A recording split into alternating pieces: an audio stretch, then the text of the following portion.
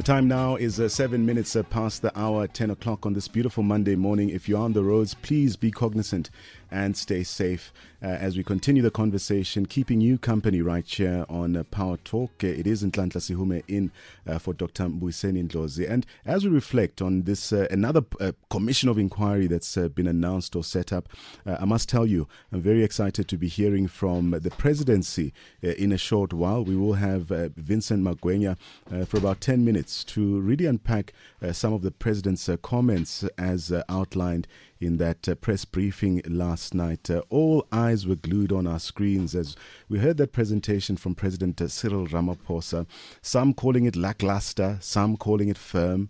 But whatever you make of what the president announced yesterday, that Police Minister Senzo Mchunu has been placed on special leave as this judicial commission of inquiry will be established to probe claims by KZN Police Commissioner Lieutenant General Nhlanhla Mkhwanazi. So we will speak to Vincent Mgwenya. Also joining us, I'm very excited to have IRS Forensic Investigator Chad Thomas with us in studio. As mentioned, Vincent Mgwenya, Professor Mazwe Majola. He's a leadership and governance expert. He'll be joining us as well in the latter part of this conversation, well, at least in a short while after we speak to Vincent Mgwenya. Really probing these explosive claims by the Commissioner of Police in KZN, that is Nhlanhla Mkhwanazi. And yes, to be honest, we've seen commissions come and go. I've mentioned the Zondo Commission, Marikana Commission, Life is Dimeni, and I must say the patterns are predictable. It's outrage, an inquiry again, recommendations, then amnesia. But this time the stakes may be even higher. If this commission fails, if it's buried like those 121 dockets that Mkhwanazi speaks about, it will send a clear message to the criminal underworld that South Africa is simply open for business. And whether it's triads, whether it's the mafia, international mafias, this is the place to be. This is the place to be. And justice is closed for good, simply. So yes, this commission will cost us. We've agreed during the various interactions we've had on this program as well. It will cost us money, a bit of political discomfort, maybe even reputations. But the real question isn't whether we can afford this inquiry or not. It's whether we can afford not to have it. What kind of country will we become if we don't confront corruption when it simply stares us in the face and speaks with the badge of a police general, for instance? Have we thought of that? We get insight from our experts this morning, but also hearing from you, the power listener, also a very important stakeholder in this conversation as well. Let's listen to some of your voice notes on what you're thinking this morning. Sure, this is Simeon. These allegations against Minister Mchunu are bigger than we think, because if they will have to dig deep in this issue, they will have to even expose more high-profile politicians.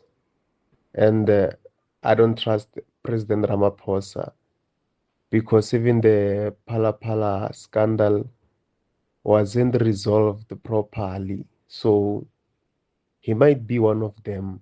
The president might be captured too. So yeah, I think this issue will just disappear like the Phala issue did. Morning, Mozodedi Magopela in Pretoria. I think Kholu is missing the entire point. We are here today because of what the Mkhwanazi said. It's not by mistake. We are not here by misinterpretation. We are here because of what he said. We know who Ket Matlala is and how he's connected to all these guys. And it will be investigated. It should be investigated. And they should be brought to book. Good morning, Dr. Ndlozi. Personally, I am tired. I am tired with things that are happening in our country under the leadership of ANC. There are so many commissions that are happening, investigations that are happening, recommendations that have been done, but nothing's done after that. We had Zondo Commission, and people recommended, but what did people do? Nothing. There were no steps taken. So now we're forming this thing again so that we can investigate by time and what's going to happen. When the outcomes comes, no, We can't live like this in our country. That's why, Bara, we are a banana republic, and we are really a banana republic. Good morning, Nhlanhla. Nice to hear your voice again.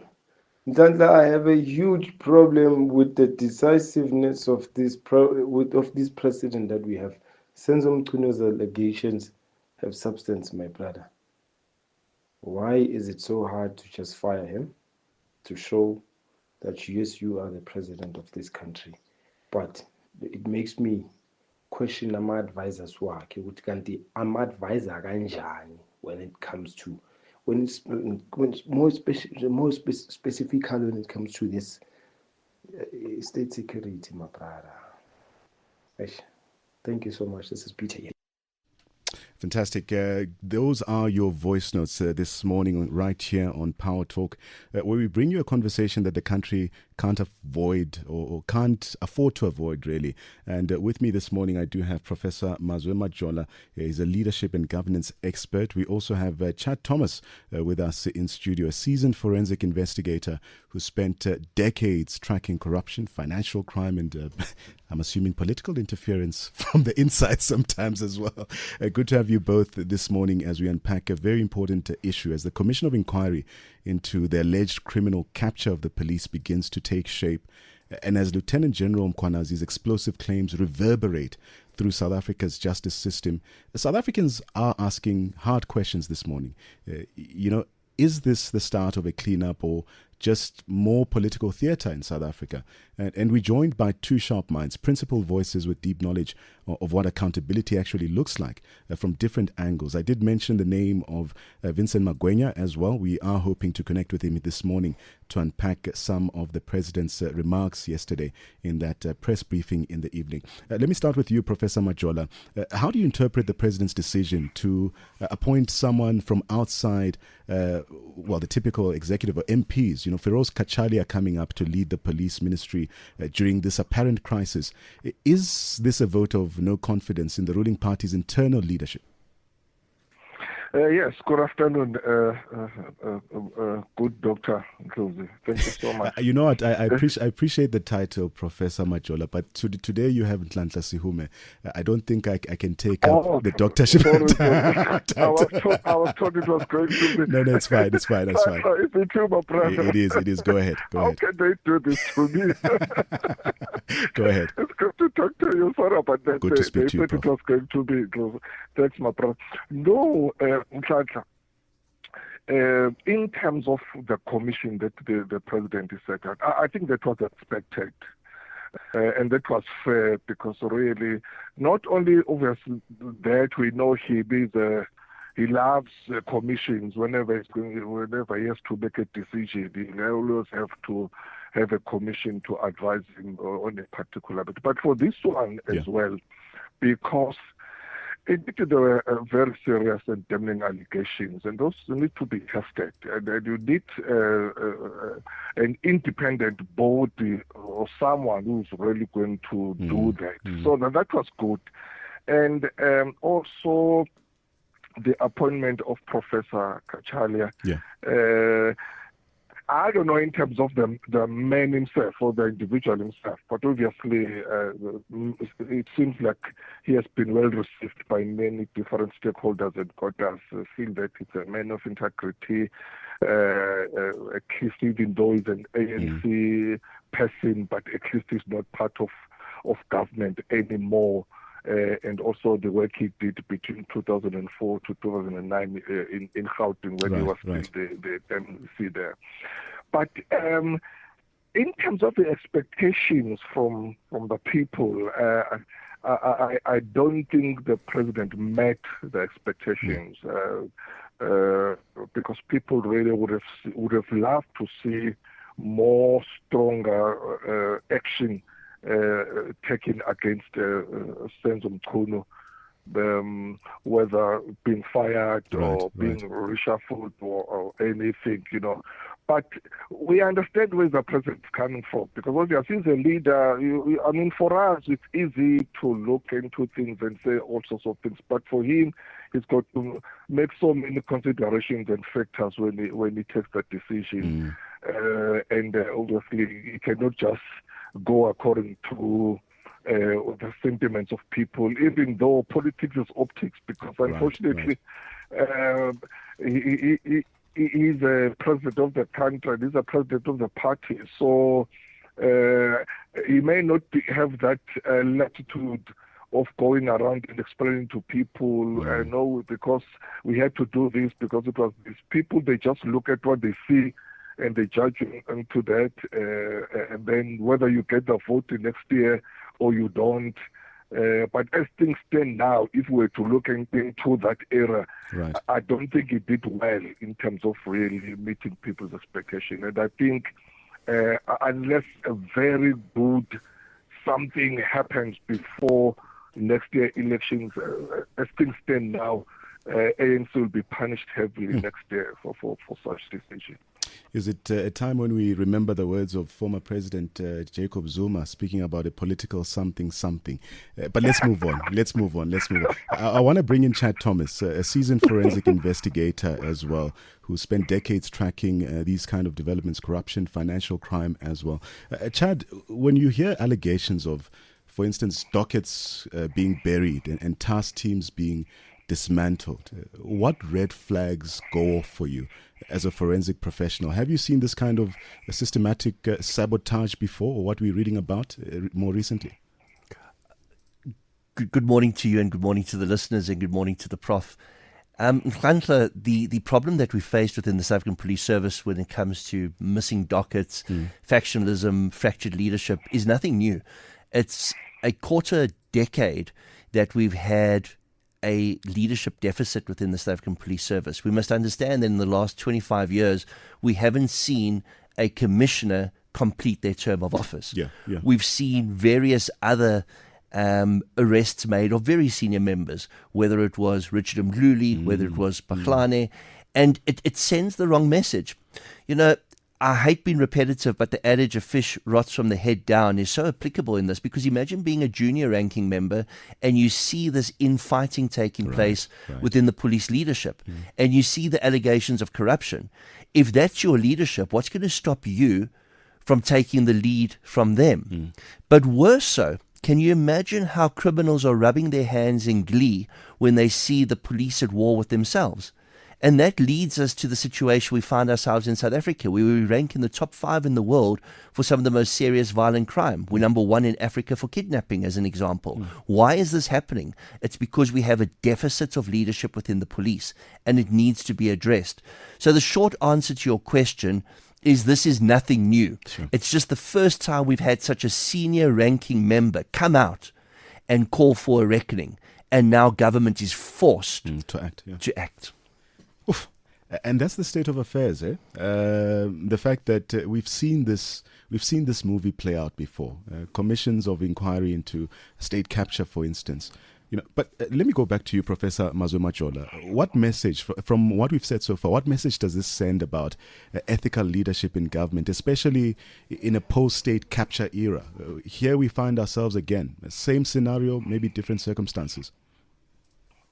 Well, it's lacking and it's very bad, and all of this we are where we are today because of the lack of ethical leadership and lack of accountability leadership, and also lack of consequence leadership or management. Because when people do things as they please or with impunity, unfortunately, they are not going to stop. So you've got to have a very decisive and bold and tough leadership on top, who will send a message that not only by words, by action as well, that we don't tolerate this. Whenever someone does something, send a message.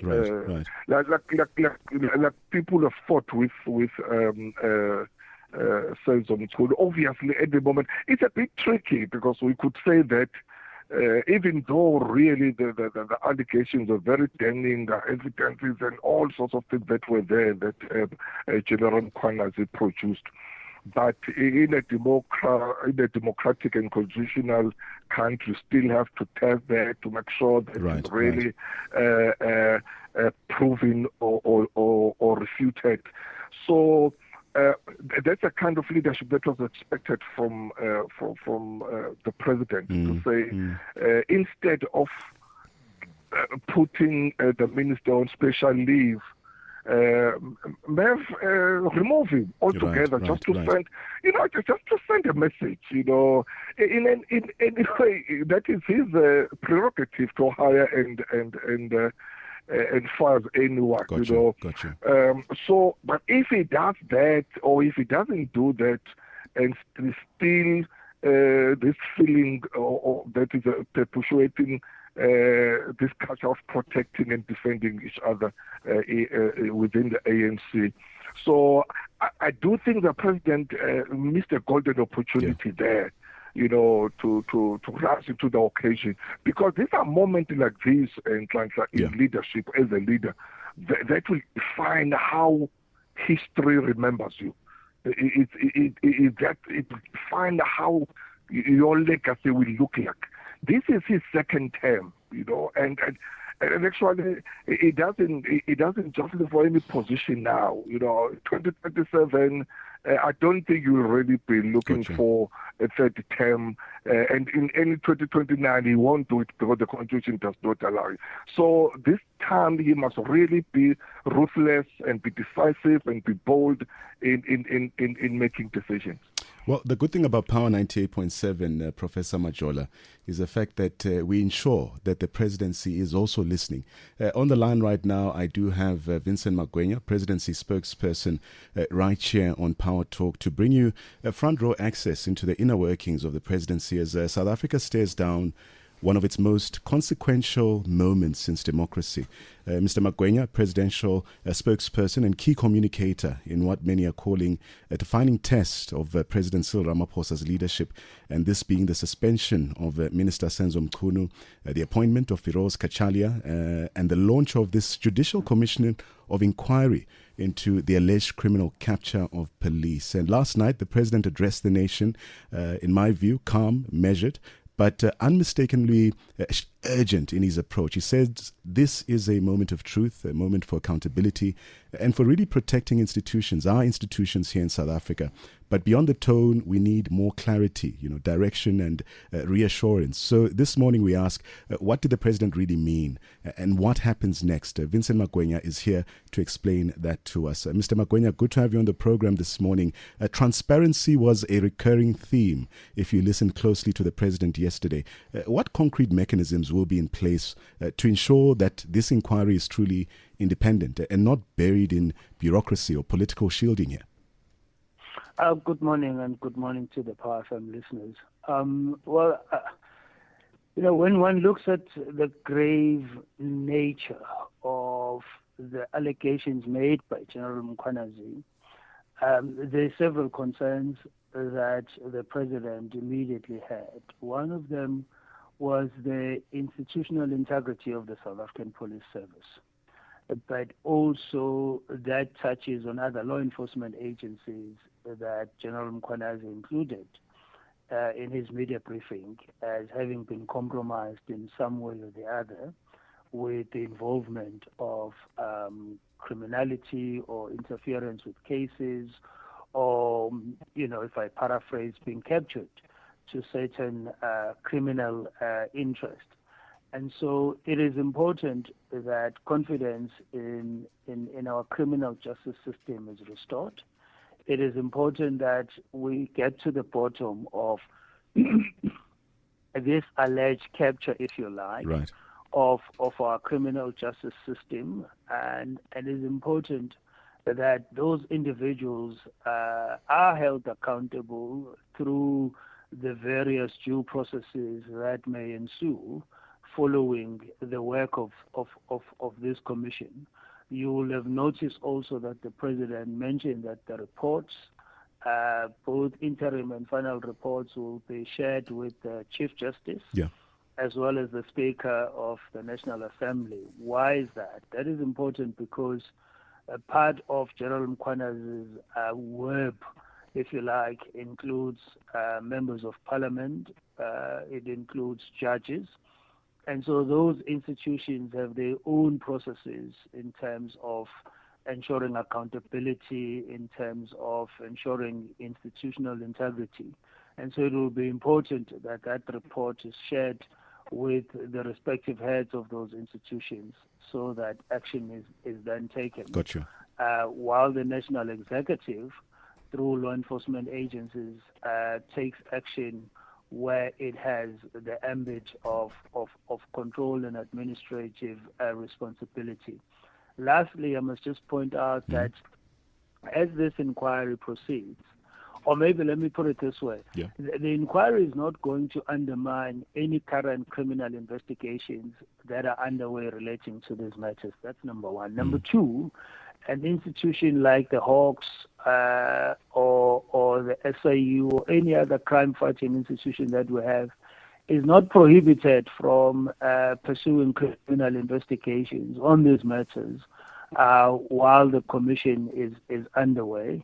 The commission will be testing all allegations that have been made, and the commission will be looking at the impact of these allegations on all of these institutions so that not only do we ensure accountability, but we can also then ensure that we retain institutional integrity and the necessary capacity for these institutions to fulfill their mandates.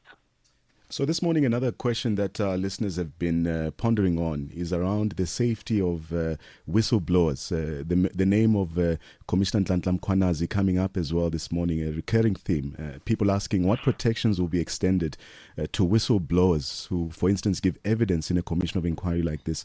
Given our history, Mr. Mgwenya, which we can appreciate, how can we be sure that we won't see individuals being sidelined or even punished after the dust settles here? Well, first of all, General Mkhwanazi is not a whistleblower. He's a senior police officer. He initiated the whole exercise by calling a media conference. He knew the gravity of the allegations, and he certainly is one person who will have understood what the meaning of his actions will be. The expectation is that he's going to take all the information he has with detailed evidence and proof and provide that to the commission. And the commission is going to operate in a transparent manner.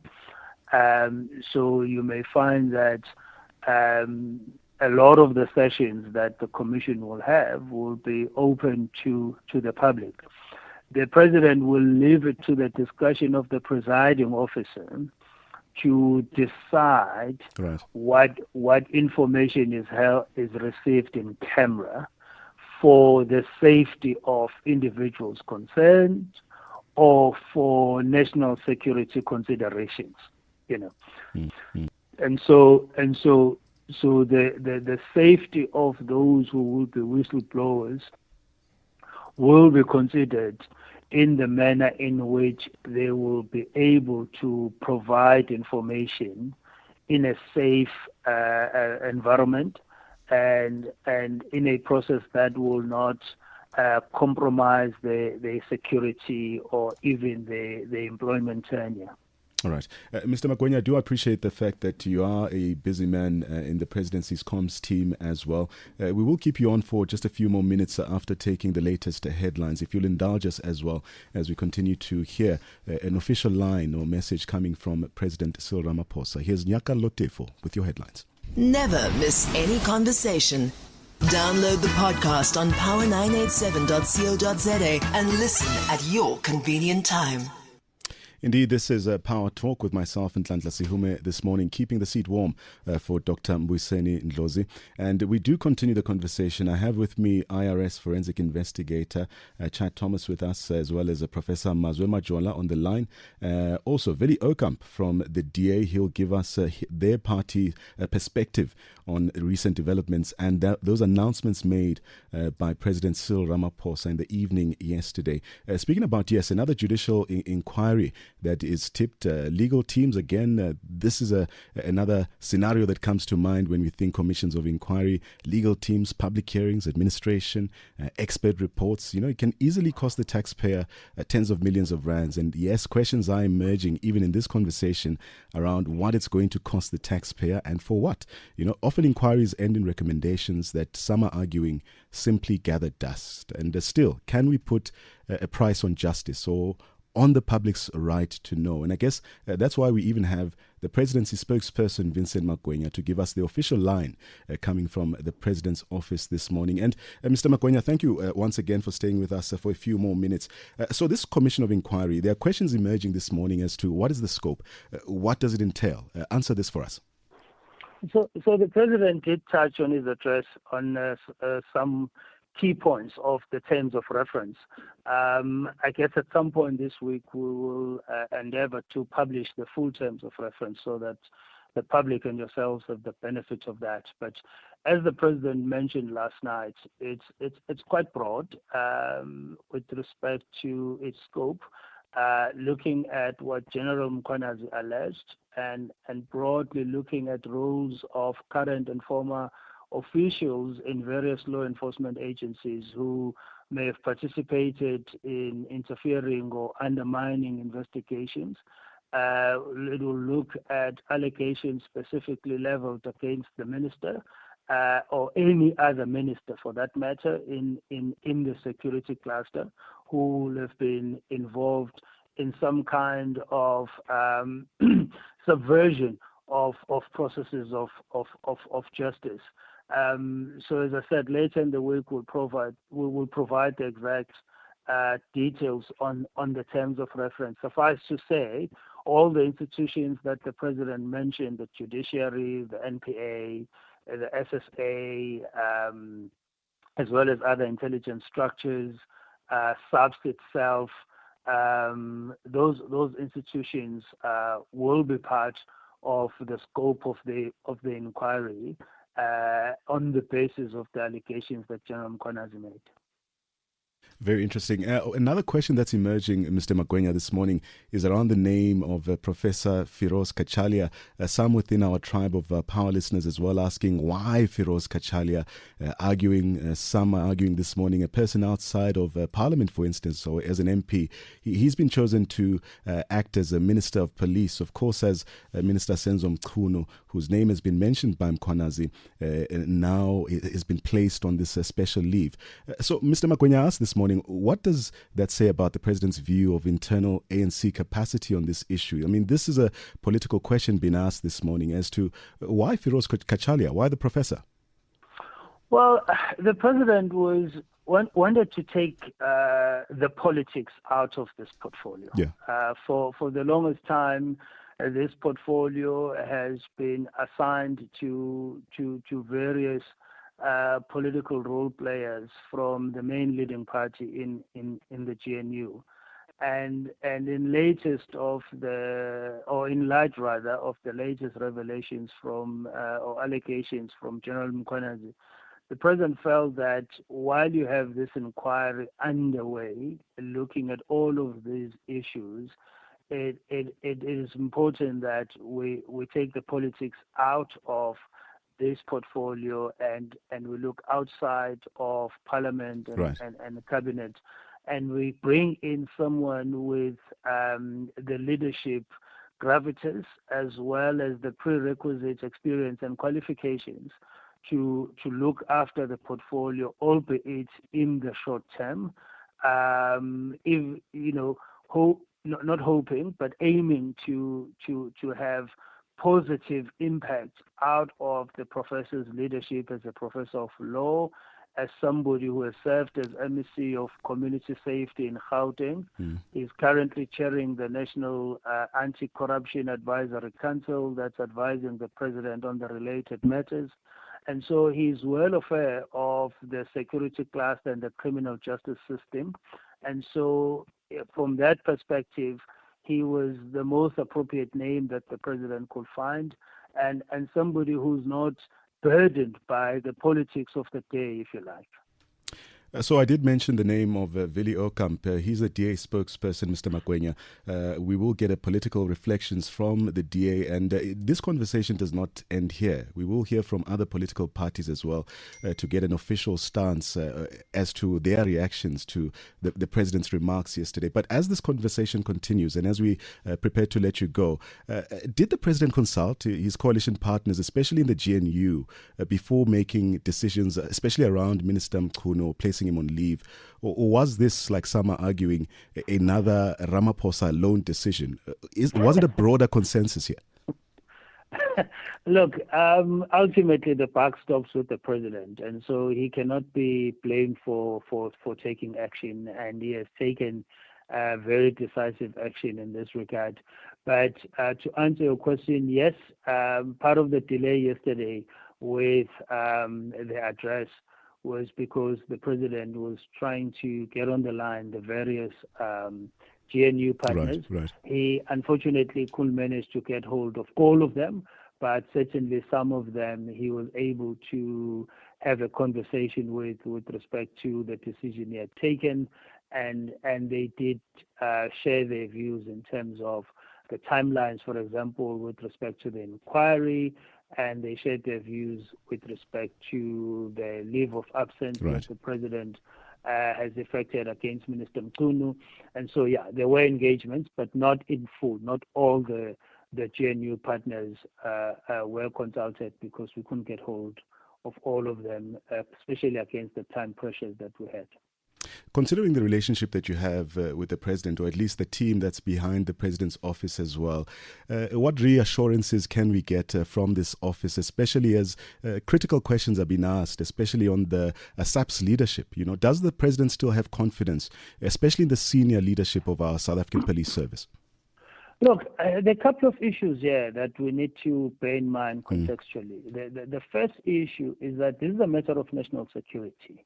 You don't level allegations against the individuals in the criminal justice system and in our police force and have those allegations taken lightly. And so the president is quite distressed, frankly speaking, by this whole occurrence. Hence the actions he has announced yesterday. The second thing, I think we need to contextualize where the problem is. SAPS is a very large organization. With respect to its day-to-day operations, there's absolutely no impact. Where arrests must be made, arrests are being made. Where you've had legacy institutional deficiencies and inadequacies, those are there, and attempts are being made to address them. And so we should not portray this as organizational paralysis. We don't have the paralysis of the entire police force.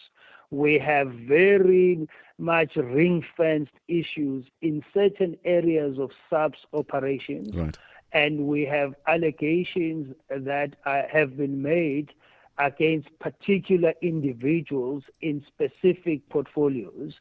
We don't have a paralysis across the country in terms of day-to-day police operations.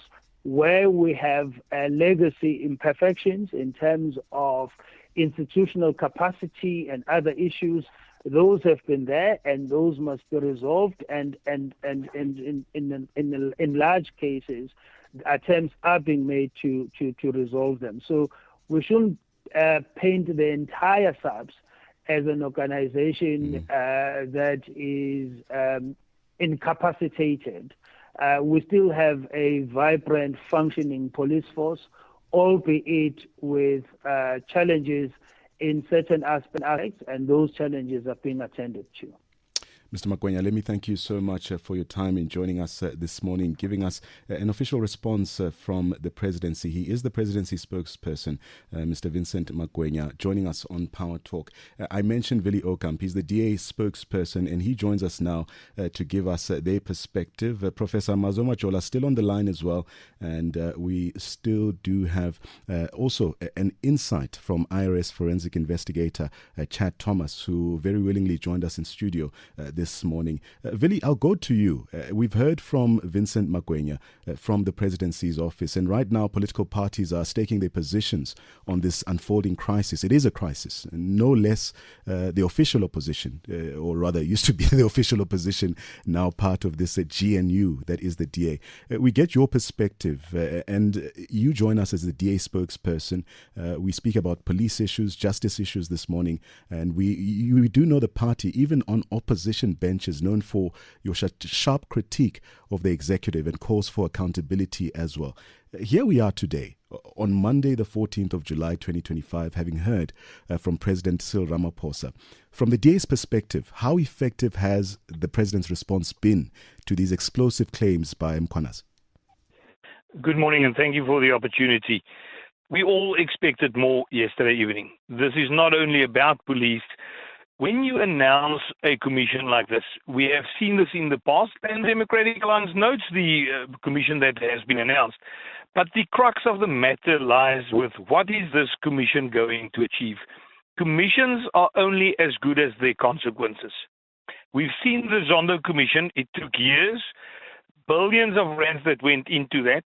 But have we seen any consequences? We must be very careful that this is not kicking the can down the road and trying to get the attention of the real problem that we've got. So commissions are only as good as the consequences, and we would like this commission to swiftly conclude its work and to implement consequences.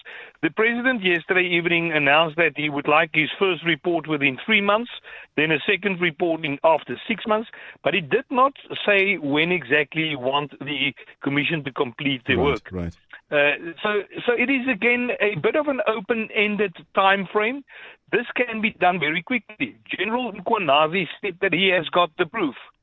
So let him provide the proof. We don't have to wait 3 or 6 months, take up millions of rands again to get to something that a senior police officer has already said that he has got the evidence for.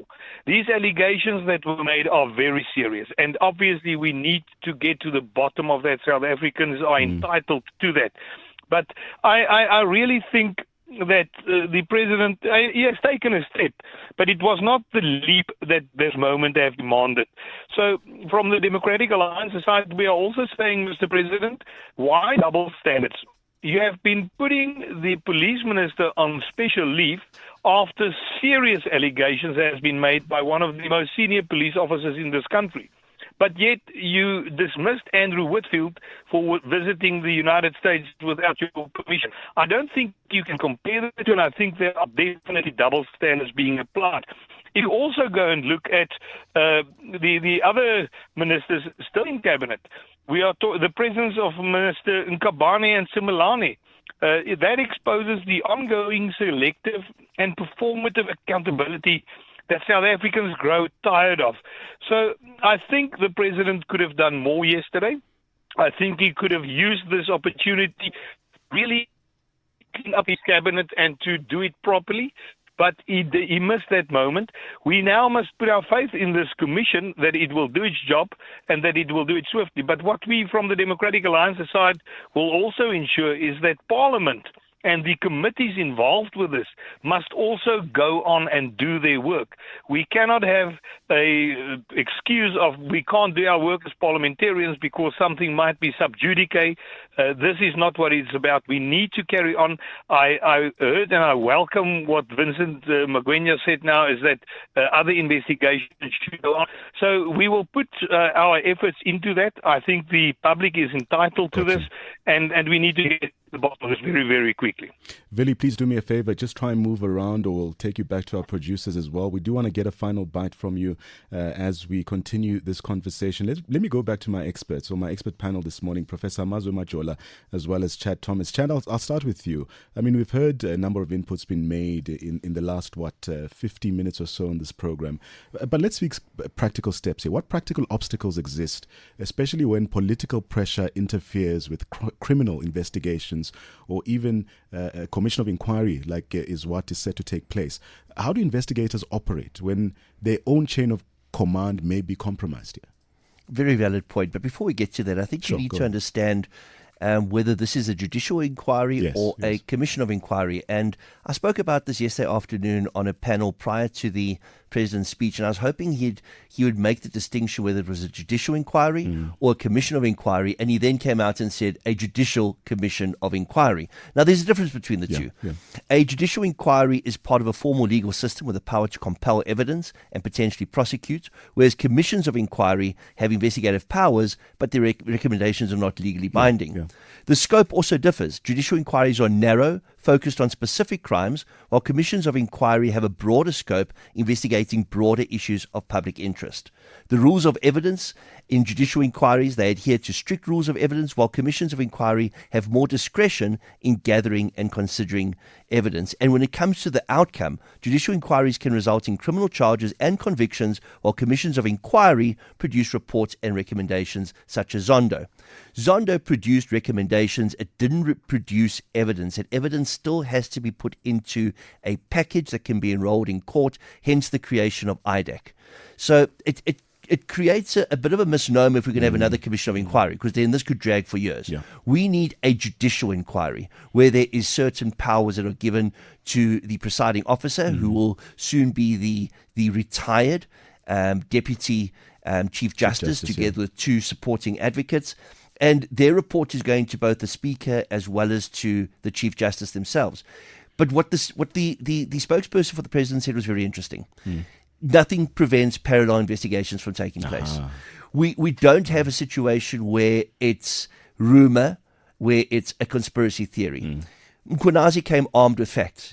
He came with digital evidence. It's very hard to dispute digital evidence in this day and age. He's got proof of EFTs, WhatsApps, cash sends. It's a full-on probe, an investigation. That can be done, but who's going to do it? Because so many of these organizations are implicated. The one organization that isn't implicated is IDAC. And we saw they arrested some members of crime intelligence recently. Perhaps they will get the mandate. They're not Scorpions 2.0. Their mandate is strictly around corruption, but this speaks to corruption at the highest echelons.